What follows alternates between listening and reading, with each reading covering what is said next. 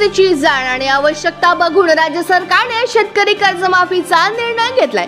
राज्य सरकारने 2 लाख रुपयांपर्यंत कर्जमाफी राज्य सरकार करत आहे। मुख्यमंत्री बळीराजा मोफत वीज योजनेसाठी 20,000 कोटींची तरतूद। वैनगंगा नळगंगा नदी जोड प्रकल्पाच्या माध्यमातून सिंचनाचा बॅकलॉग दूर करण्याचा प्रयत्न। पालकमंत्री पंकज भोयर यांची पत्रकार परिषदेत माहिती। पत्रकार परिषदेला आमदार राजेश बकाडे, आमदार दादाराव केचे, जलाध्यक्ष संजय गांधी यांची उपस्थिती। बोर आणि धाम प्रकल्पाच्या नूतनीकरणाचे काम सुरू करण्यात येणार आहे। धर्म स्वातंत्र्य कायदा मांडण्याची संधी मिळाली। अनेकांच्या शंका भाषणातून दूर केल्या। एखाद्याला धर्म बदलायला कोणावर बंधन घातलं नाही। या कायद्यात कार्यपद्धती केली आहे। कधी फसवणूक करून तर कधी जबरदस्तीने धर्म बदलण्याच्या घटना यापूर्वी पुढे आल्या। एखाद्याला धर्म बदलायचा असल्यास त्यांनी प्रशासनाला कळवल्यास अशा पद्धतीने फसवणूक होणार नाही। सांगताना आनंद होतो की मागच्या अनेक दिवसापासून जी ह्या राज्यातल्या सर्व शेतकऱ्यांची मागणी होती आणि विशेष करून त्या गोष्टीची आवश्यकताही होती। अनेक वेळेस निवडणुका तोंडासमोर बघून त्या ठिकाणी अशा पद्धतीच्या घोषणा करता येतात, परंतु परिस्थितीची जाण ठेवून आणि आवश्यकता बघून त्या ठिकाणी शेतकऱ्यांना कर्जमाफीचा निर्णय राज्य सरकारने घेतला आणि 2 लाख रुपयापर्यंतची सरसकट कर्जमाफी राज्य सरकार त्या ठिकाणी करते आहे। याच्यामध्ये सगळ्यात महत्वाचा विषय म्हणजे यावेळेस जास्त भर जो देणार आहे की जे शेतकरी प्रामाणिकपणे कर्ज भरतात त्यांना 50,000 रुपयाचं विशेष अनुदान, जे याच्या आधी कदाचित घोषित करण्यात आलं परंतु त्याची अंमलबजावणी तेवढ्या गंभीरतेनं होत नव्हती। ती अंमलबजावणी येणाऱ्या काळामध्ये गंभीरतेनं करण्यात येणार आहे। नंतर रस्त्यांचं मोठं नेटवर्क ग्रामीण भागातलं आपण त्या ठिकाणी पुन्हा एकदा करणार आहोत। आता राष्ट्रीय महामार्ग खूप झाले, स्टेट हायवे खूप झाले, परंतु अजूनही ग्रामीण भागातले रस्ते हे पाहिजे त्या प्रमाणात त्याची स्थिती मजबूत करण्याकरताचा निर्णय त्या ठिकाणी घेतला। मुख्यमंत्री बळीराजा शेतपांधन रस्ते योजना त्या ठिकाणी महसूल विभागाच्या माध्यमातून सुरू करून जास्तीत जास्त पांधन रस्ते आपण हे ग्रामीण भागामध्ये कसं करू शकतो याचा निर्णय देखील या अर्थसंकल्पामध्ये त्या ठिकाणी घेण्यात आला। मुख्यमंत्री बळीराजा मोफत वीज योजना याच्याकरता जवळजवळ 20,000 कोटीची तरतूद त्या ठिकाणी करण्यात आली आहे की शेतकऱ्यांना त्या ठिकाणी विजेचं बिलच आलं नाही पाहिजे, हा निर्णय त्या ठिकाणी घेण्यात आलेला आहे। राज्यातील मेट्रो नेटवर्क 1200 किलोमीटर पर्यंत करण्याचं मेट्रोचं उद्दिष्ट त्या ठिकाणी वाढवण्यात आलं आहे।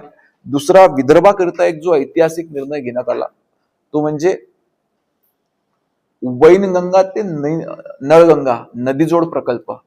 या प्रकल्पाच्या माध्यमातून आपली विदर्भामध्ये इतका जो सिंचनाचा बॅकलॉग इतक्या वर्षापासून आहे, हा बॅकलॉग दूर करण्याचं मोठं काम त्या ठिकाणी होणार आहे।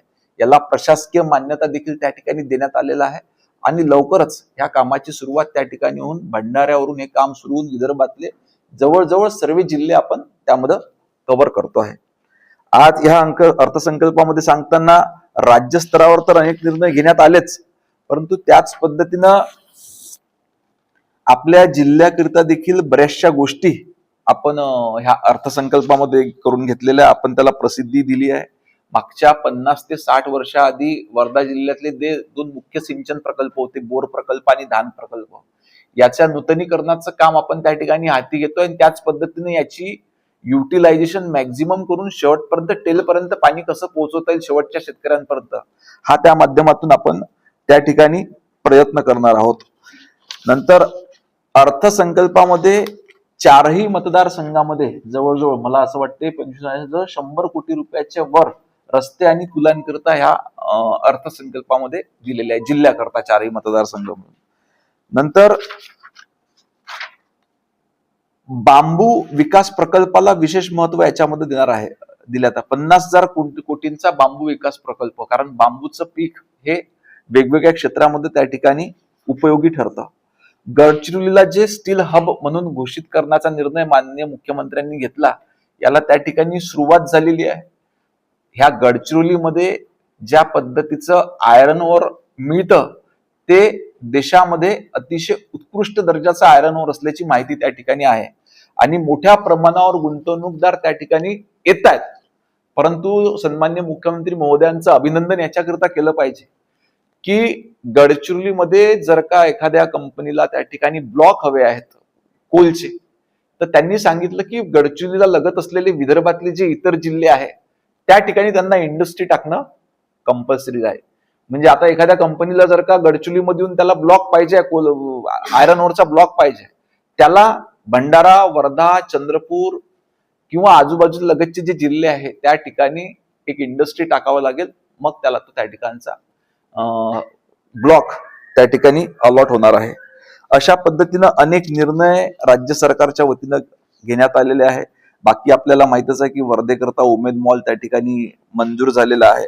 आपण त्या ठिकाणी भर देतोय जास्तीत जास्त वर्धेला पर्यटन कसं वाढवता येईल. आता मी नुकताच 2 दिवसाआधी सिंधुदुर्ग जिल्ह्याचा दौरा करून आलो. एक शक्तीपीठ महामार्गाच्या माध्यमातून आपला वर्धा आणि कोकणासोबतची कनेक्टिव्हिटी फार स्ट्रॉंग त्या ठिकाणी होणार आहे. आणि याच्यानंतर कोकणचा फायदा आपल्या विदर्भाला कसा होऊ शकतो आणि विदर्भाचा फायदा कोकणात कसा होऊ शकतो, याचा एक समन्वय 2 जिल्ह्याच्या प्रशासनाच्या माध्यमातून देखील करण्याचा आपण त्या ठिकाणी प्रयत्न करतो आहे. आज या ठिकाणी अनेक निर्णय राज्य सरकारने घेतले, त्याची विस्तृत माहिती देखील आम्ही लेखी स्वरूपात तुम्हाला त्या ठिकाणी देणार आहोतच. आजच्या निमित्तानं सांगतो कारण सभागृहात हे बिल, हा कायदा मांडण्याची संधी मला त्या ठिकाणी मिळाली. महाराष्ट्र धर्म स्वातंत्र्य कायदा 2026, ज्या माध्यमातून अनेक मंडळींचं कन्फ्युजन सभागृहात देखील झालं होतं. काही जणांनी शंका, सर्वांनी बिल, एक तर सर्वांनी त्याला होकारच दिला, नगण्य व्यक्ती सोडले तर सर्वांनी त्याला होकारच दिला. काही शंका त्यांच्या होत्या, त्या मी भाषणामधून त्यांच्या शंका दूर त्या ठिकाणी केल्या. एक तर आपण धर्म स्वातंत्र्य, एखाद्याला धर्म बदलायचा आहे तर त्याच्यावरती बंधन कुठल्याही पद्धतीचं घातलं नाही, फक्त त्याची कार्यपद्धती आपण ह्या कायद्यामध्ये केलेली आहे. अनेक वेळेस आपल्या लक्षात आला, इतिहासामध्ये घटना अशा घडल्या, कधी जबरदस्तीनं, कधी फसवणूक करून त्या ठिकाणी त्या व्यक्तीचा धर्म बदलला गेला. याच्याकरता याच्यानंतर ज्यालाही धर्म बदलवायचा आहे त्यांनी प्रशासनाला आधी जर कळवलं तर अशा पद्धतीची फसवणूक त्या ठिकाणी होणार नाही. परंतु याचा अर्थ असं नाही की त्याला धर्म बदलताच येणार नाही. प्रशासनानं तयार करून दिलेली SOP पाळल्यानंतर तो त्याला त्याचं स्वातंत्र्य त्या ठिकाणी अबाधित आहे. असे अनेक निर्णय राज्य सरकारने ह्या अर्थसंकल्पामध्ये घेतले आहेत. आपल्या काही प्रश्न असतील तर आपण विचारू शकतो.